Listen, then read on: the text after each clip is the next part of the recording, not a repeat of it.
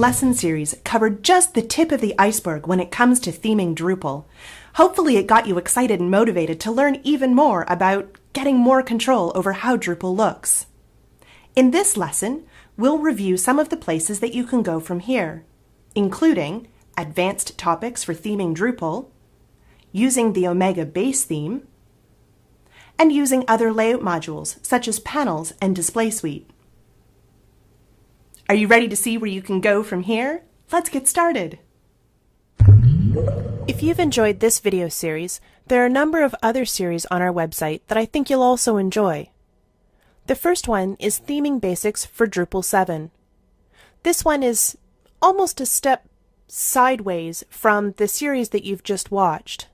It has a lot of the same information, but also includes some basics on including JavaScript in your theme, and also the basics of working with template.php.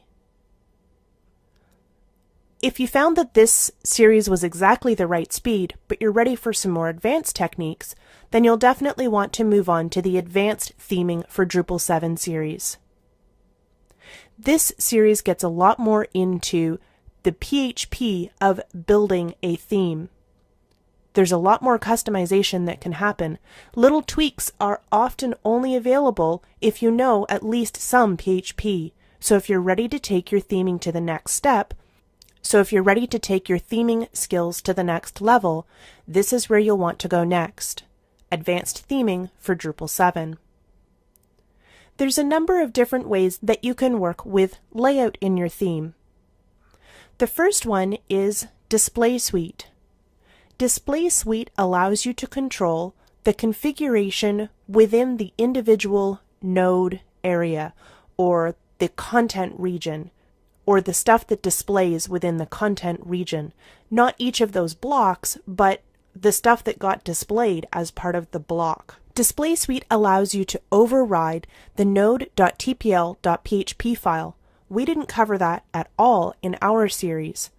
But Display Suite is incredibly customizable and allows you to skip some of the PHP configurations that you might otherwise need to know. If you enjoy working with Display Suite, the next place you may want to go is to check out a base theme, such as Omega.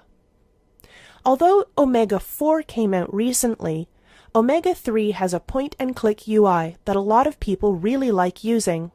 There's nothing wrong with the Omega 3 version, even though it's a version older. It's completely different in version 4. So if you'd like to be able to do more point-and-click configuration of the visuals of your site, this is the next place to look. Finally, if you want to get into more complicated and more sophisticated site building and take advantage of more layout control throughout your entire site, both at the node level or the content level and the site-wide or page level, you'll definitely want to look into panels. We have two different video series on the panels module. The first one, Building Websites in Drupal 7 Using Panels, takes you through the basics of how panels can be used to click together a website. Then if you want to learn more about programming for panels, you'll want to watch the series Learning Page Manager. This one includes a number of pieces which are relevant to panels, including content panes and contextual administration. These are a great place to jump to next if you've enjoyed this series, and I hope you have. If you've got suggestions on what you'd like to see in future theming series, I encourage you to add them to our website. We've got a suggestion box. On Drupalize Me, go to /suggestions, and here you can see what other people have suggested. You can vote on them, or you can include your own. You'll need to log in to add a suggestion.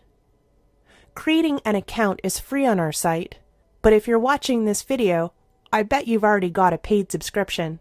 I look forward to making future video series for you, so don't forget to tell me what you'd like to learn next.